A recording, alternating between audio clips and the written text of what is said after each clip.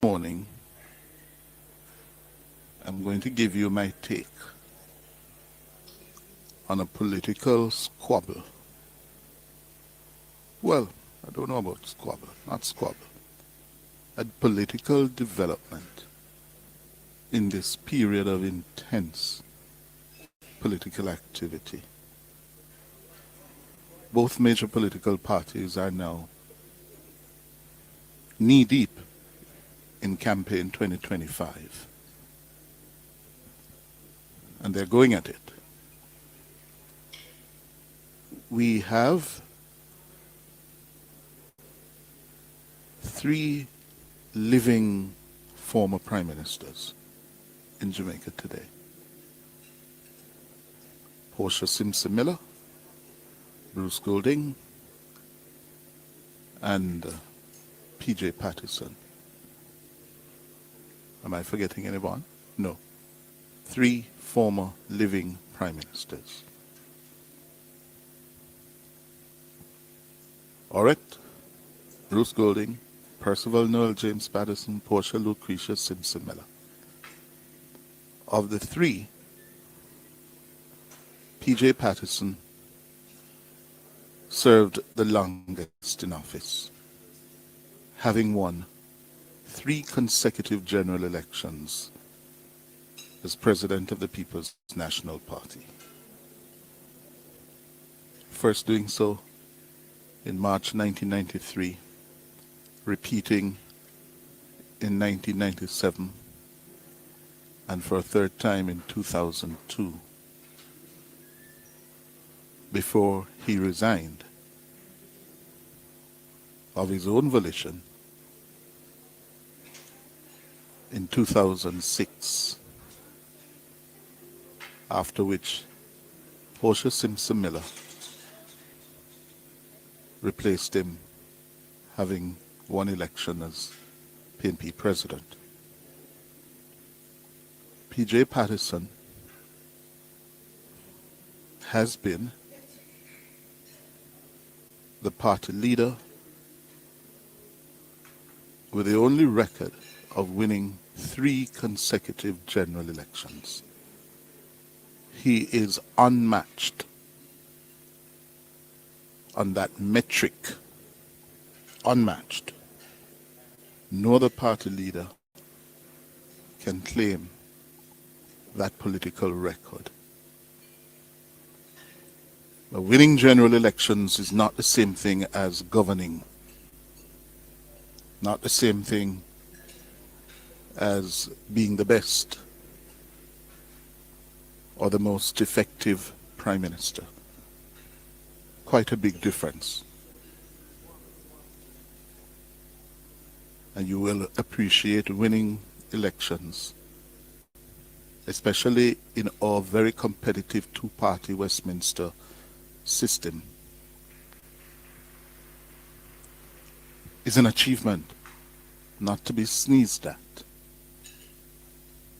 because the rough and tumble of Jamaican politics, yes, is such that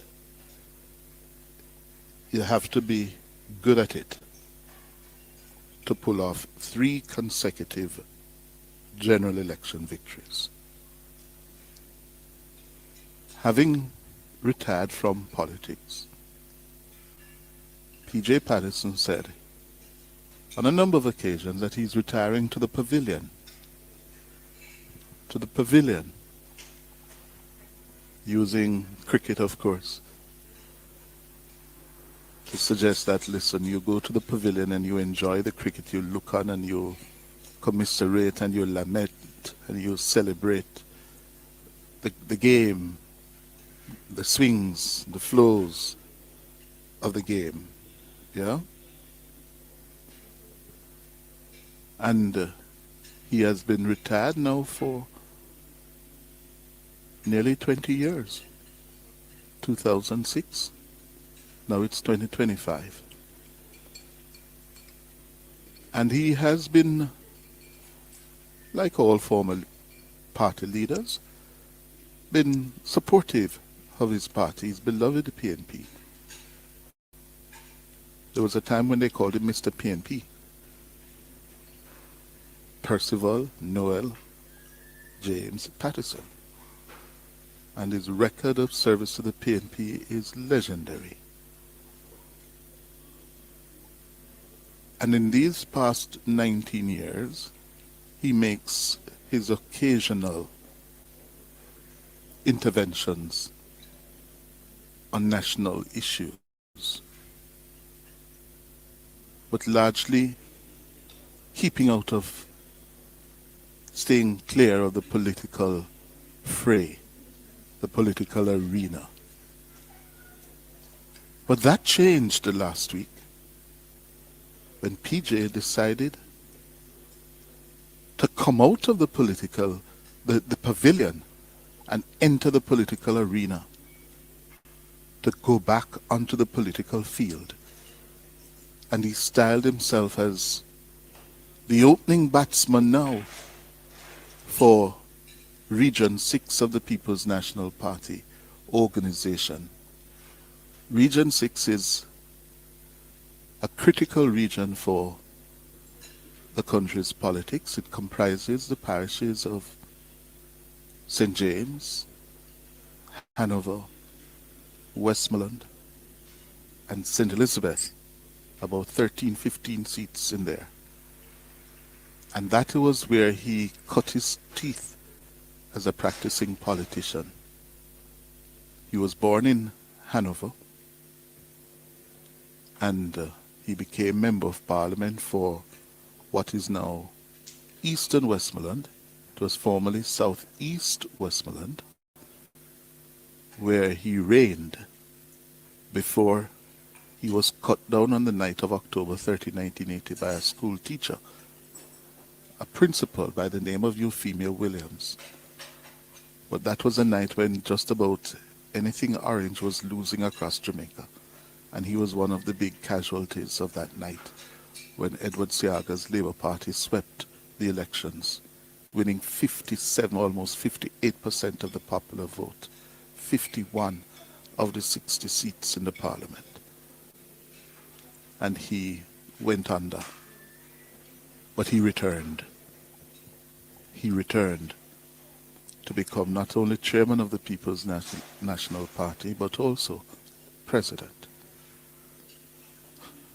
So last week, PJ Patterson decided that he was going to put on his political armor again. And by his own admission, he was now going to be the opening batsman and re-enter the political arena. And he re-entered loudly. He offered a scathing assessment of the Holness administration's stewardship of the country. He slammed the government's management of the island's road network, the health system, the economy, and what he described as the alarming levels of poverty in the country. And in some of the most strident comments against a sitting administration from a former prime minister, and especially this former prime minister, since he retired 19 years ago in 2006. And that has set off a whole lot of political commentaries, observations, whether I'm right or wrong, but it has done one thing. It has reopened and turned the spotlight on his time at the wicket, the longest serving prime minister, 14 continuous years. Because the way he came out and attacked the Holness administration and the management of the country, inevitably, people are now going to look at, how did he do? What was his time like at the wicket? But first, here's Ricardo Brooks' report on what the former Prime Minister said last week. Percival Noel James Patterson was Jamaica's longest-serving Prime Minister. He served from 1992 to 2006. He's also the country's most successful political leader winning an unprecedented 3 terms in government. With a general election looming, the former Prime Minister has decided to wade into the political arena. I've been called from the pavilion and I'm pleased to come as an opening batsman to the series which is going to be held in Region 6. By his assessment, Prime Minister Andrew Holness and his cabinet have done a poor job on several fronts. He started with the state of the nation's roads. Not even before the days of asphalt, when it was Rockstone Road, have I seen the roads in Jamaica in such a state of dilapidation and disrepair.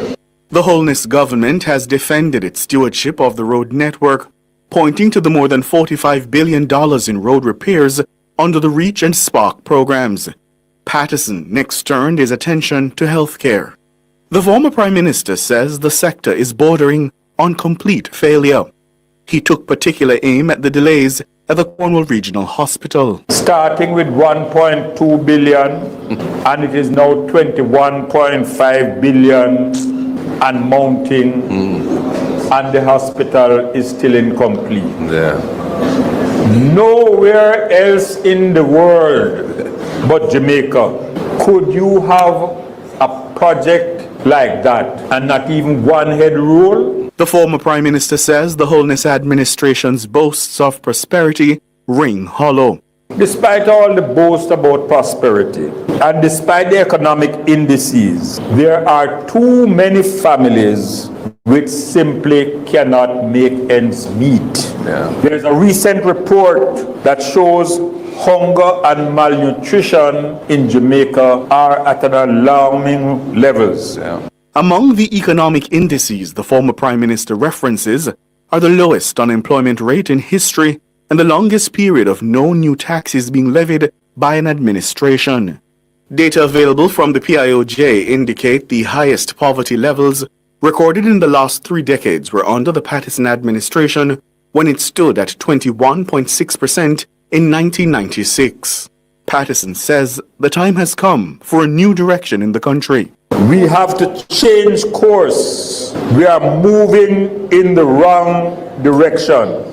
The moral order is under siege and the social order in decay. We have to come to the rescue of Jamaica, land we love. Time to restore the precepts of transparency and accountability. The former Prime Minister was speaking at a recent forum put on by the PMP Region 6.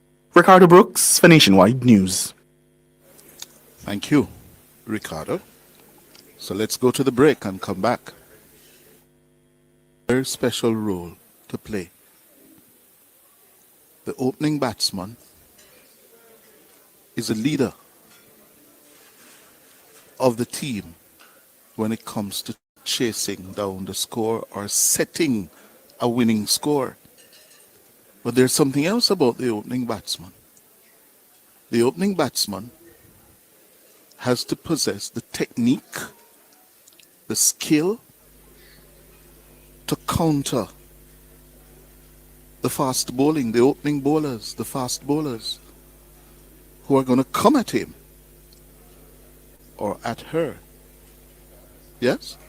Because the opening bowlers need to break through quickly, not to give you any opportunity to settle in. So Mr. Patterson has come out as the opening batsman, and I'm sure he knows what that means. He has now re-entered the political arena and opens himself to scrutiny and searching fast bowling that is going to come at him. And I would say to Mr. Patterson, why? After your record of 14 years, your record, your time at the wicket,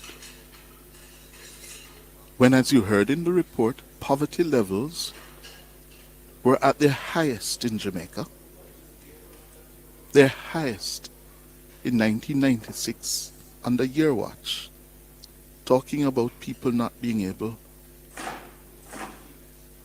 to survive. What was his record? Under his watch, Jamaica lost its 40,000 Jamaican owned businesses. 40,000, more than 40,000 indigenous Jamaican businesses went under during Patterson's time. The banking and financial crisis that peaked in 1996. Yes? Remember now, he came to power in 1992. And in 1996, the banking crisis where banks went under, financial institutions went under, generally businesses went under. It became immortalized in the word finsack. They were all finsacked. Why? Because Patterson and his finance minister, Dr. Omar Davis, were engaged in what was a sustained period of high interest rates. The cost of money was such that if you had cash, you were king. You simply gave your money, lent your money, invested your money in government paper, and you went to Caymanas or Draxall to play golf. And you would be handsomely rewarded. But at what cost? The country suffered. Businesses were wiped out. The indigenous businesses were destroyed. People committed suicide. Inflation was rampant. Cost of living was rampant. Huh? Some people have not recovered. In fact, the figures are there. That episode alone cost the country 40% of its annual gross domestic product in one fell swoop. 40% of its GDP. The level of public debt in the country was averaging 130 to 145% of gross domestic product. In other words, the total value of what we were producing could not cover our debt. And what did that mean? It meant we could not invest in fighting crime. The security infrastructure of the country was underfunded. Education was underfunded. Mr. Patterson spoke about the health sector and the roads. Under his watch, we could not finance them because we were busy having to pay off debt. And it is those seeds of poor management, poor fiscal management, that have now grown to the point where we had to change course, certainly. And that's when we went to the IMF again as beggars. And Peter Phillips said, never again should I or should we have any minister of finance, yes, in our country, having to suffer the indignity that he had to suffer. Never again. Why? I'm going to read something for you, from the IMF, about the period when Patterson presided over the economy. One of the most striking features of the Jamaican economy is a high public debt, which is a recurring theme of this paper. Jamaica has had very high public debt for a long time. Some progress in reducing the debt in the early 1990s was reversed by the banking crisis that ensued in 1996. That is a FinSac debacle. Following which the government absorbed an additional 40% of GDP in debt. Since then, Jamaica has been grappling with a legacy of public debt averaging between 130 and 145% of GDP. This debt has rendered the economy vulnerable to market sentiments and contributed to high and volatile inflation as well as low economic growth. The debt has so severely constrained the flexibility of macroeconomic policymaking and required the development of a sophisticated debt management strategy. You understand what that means? What they're saying? The debt had ballooned to the point where we could not take care of basics. Patterson's government could not find $45 billion to be fixing the roads he's now lamenting about. They couldn't find a tenth of that. You know, when I heard that PJ had said this, I said, no. PJ is usually a very cautious man. Why would he do this now? Why? Something has gone wrong? What is it? For him to come and expose himself like this? What is it? Surely something has gone wrong. That he would come and say this. So, this morning, Mr. Patterson cannot be afforded the luxury of rewriting history. He can't rewrite history, I'm sorry. That's not the era we're in now. Don't take my word for it. Just simply use Google and put in from 1993 to 2006 and ask for the data. Ask for the figures.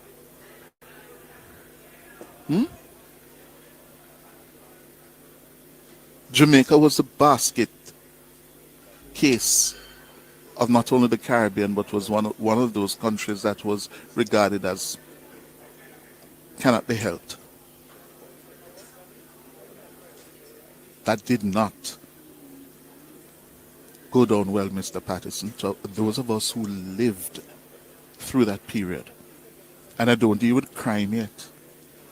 Crime surged under Patterson's 14 years. We lived through it. Talk about corruption and scandals. I tell my youngsters in the newsroom, Audley Shaw under Edward Seaga was busting a scandal once a week. They never won, despite a scandal a week. Huh? So, Mr. Patterson, go back to the pavilion and stay there. Stay there. Yeah? Because all you're doing is sending several people to the records and to look at your record. I said last night to my youngsters, Patterson will be credited for removing the violent, confrontational edge to the Jamaican political scene. And that's a fact.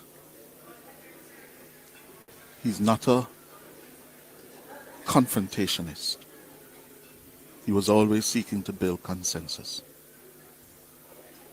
But I'll also say this. He was a master at patronage politics. Carlstone calls it patron clientelism in the politics. He was not a conviction politician. Yes? Certain core ideas and beliefs, like a Michael Manley or a Eddie Seaga or a Bruce Golding, no. He was about winning elections and doing what was necessary to win elections. And that is why under his watch, Omar Davis could declare boldly in one of the most grotesque public statements made by a Jamaican politician that we knew that what we had to do was not the prudent thing to do, but we had an election to win. So I said, run with it. We must not go back there. We must not go back there. Time for the break.